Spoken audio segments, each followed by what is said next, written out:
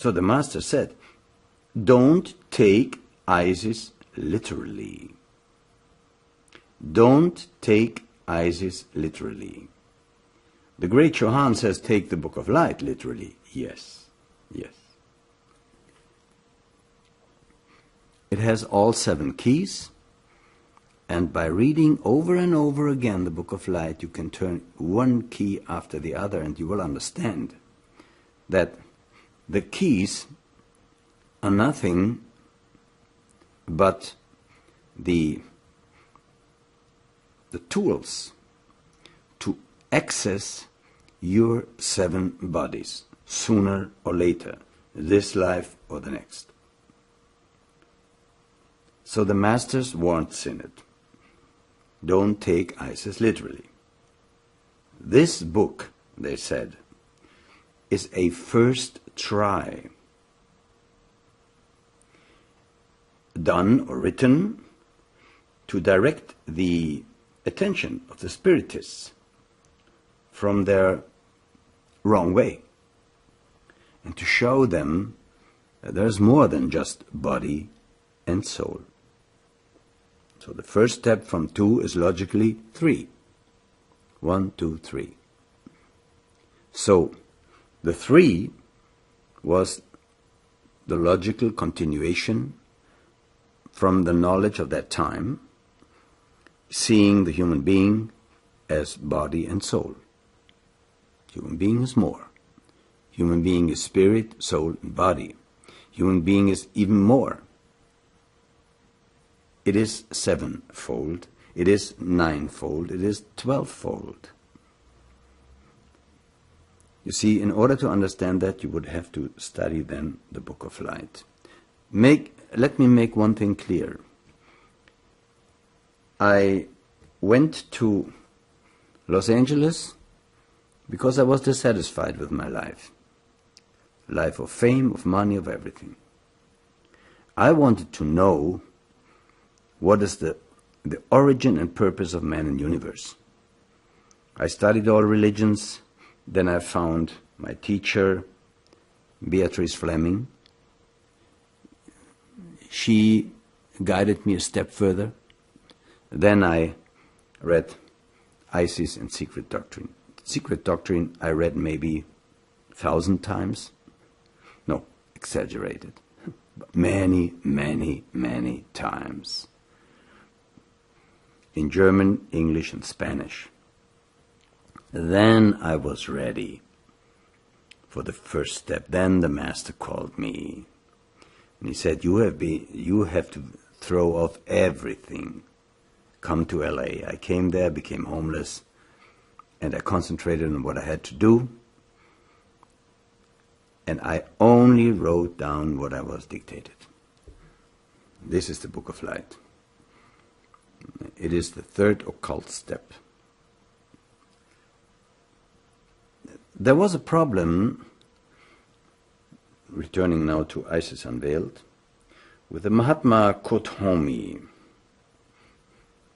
It was not just that this question of if man is 2 or 3 principles, but, and I mentioned that already, that the spiritualists or spiritists of those days, they contacted the spirits, or rather the astral bodies, of the dead via medium to communicate with living people or beings. Now there's a great danger in that, and the Book of Light warns you not to do that. But it can only warn you if you know that when you contact something with somebody after death, this is not his immortal soul, as those spiritists thought, and then thought, well, there can be no danger. It's an immortal soul. No, it is a mortal astral body. Linga Sharira. It is also a mortal residue of etheric body, and so forth, prana rupa. So these layers should be left untouched, because from the highest point of view, the real being is the monad, even if you see it as a spiritual being, it is in rounds that you can't reach anymore. So you tamper with lower shells, whose purpose it is to disintegrate. And this is what caused the masters to warn against such things. And Blavatsky did it. There was a time when she did it. When she did occult wonder cities, when she contacted the dead and so forth, she shouldn't have done it. She, so to speak, did great harm to Isis Unveiled and to secret doctrine. Of course, the greatest mistake of the Theosophic Society was then to establish or to put someone on the throne, Krishnamurti, like the returning Christ. That was complete nonsense and foolish. Krishnamurti himself knew suddenly, no, that's not my place, and he left. And all of that is distracting from the teaching. And it did great harm to the teaching. So leave the dead alone. Jesus said it already. Let the dead bury the dead. So one should not communicate with those lower sheaths, those lower residues, shells, because it is the task of those shells to disintegrate and to permit the monad to raise higher, the true being to raise higher, and to communicate with those lower principles. And this was the reason why the principles had to be taught, so that people understand they don't deal with an immortal spirit. They deal with a temporary shell, basically containing lower desires and trishna and thirst and so forth. Now, of course, such a shell can contain memories of the life of the one who died, whose body died. But his true spirit or his true being or the higher principles are not there. And so the lower shell is unimportant for living people. And for the one whose body has died and who awakened in his astral shell, it does harm. It does harm in the next world. It does harm to the skandhas also, to the permanent atoms, because there is also karma in the astral world, in the linga sharira, in the astral body. And so I think in 1882, there was an article in Theosophist, Fragments of Occult Truth. It says clearly, no spirit who has gone can visit us. By that they meant the higher principles, because they are already up there, they can't go down. They will, or rather the being will reincarnate clinging to the permanent atoms. This is another occult process. Because there was a letter for reader, and there again is a mistake in Isis, referring to Isis, asking or quoting,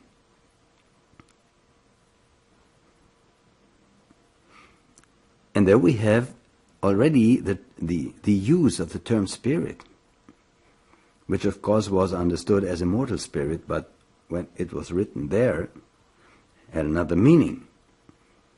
But without knowing about sevenfoldness of man, which was not taught in Isis, just later than in secret doctrine, one could have seen a contradiction in that. Because Blavatsky writes, I translate here from the German, many of them, especially those who have control over the medium, are disembodied human spirits. She should have written disembodied human astral bodies, disembodied human linga shariras. That is correct. But she wrote human spirits. And a spirit cannot be contacted. The spirit is too high for a medium. Many mediums are possessed by demons. They are alcoholics also, because, see, the problem is, when you are a medium, most mediums are of low consciousness, not very high evolved beings. And if a disembodied astral body of a person who had died in the physical body contacts such a medium, it takes astral matter, etheric matter from its own body. So the medium is already harmed. It tries to restore that with alcohol, because alcohol for a while restores the astral structure, the etheric. But then, after the influence, the astral hole is bigger and demons can possess you. So beware of drinking alcohol. It causes holes in the aura. In the beginning it's quite fun. Later you pay the price.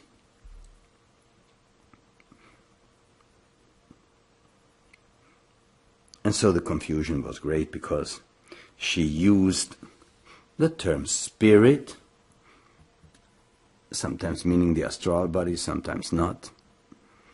It is unclear that Johann did not respond to me when I asked if Blavatsky knew at that time already about the sevenfoldness of man. So, Blavatsky agreed that her way of expressing were incomplete, not exact, because she had to use a strange language, a foreign language, which she did not speak very well. A month later, there was a reader who quoted that the masters did not know what they were talking of, because Blavatsky wrote that our books have one and the same source, the masters. So then the critics say, well, then the masters are wrong, not understanding that a master only can give what he can give. That has to do with karma and with the one he is giving it to. This led to another contradiction, which I try to correct here, that Blavatsky taught there's no reincarnation. Now, dear friends, the basic teachings of the entire occult teaching is karma and reincarnation, basically. Be it for a planetary spirit, be it for Brahma, be it for the supermonad, as the Book of Light says, be it for a solar system, for a universal system, for everything in manifestation is nothing but the reincarnation of the prior Manvantara.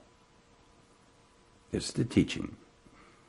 Manvantara meaning the period of activity, of cosmic activity.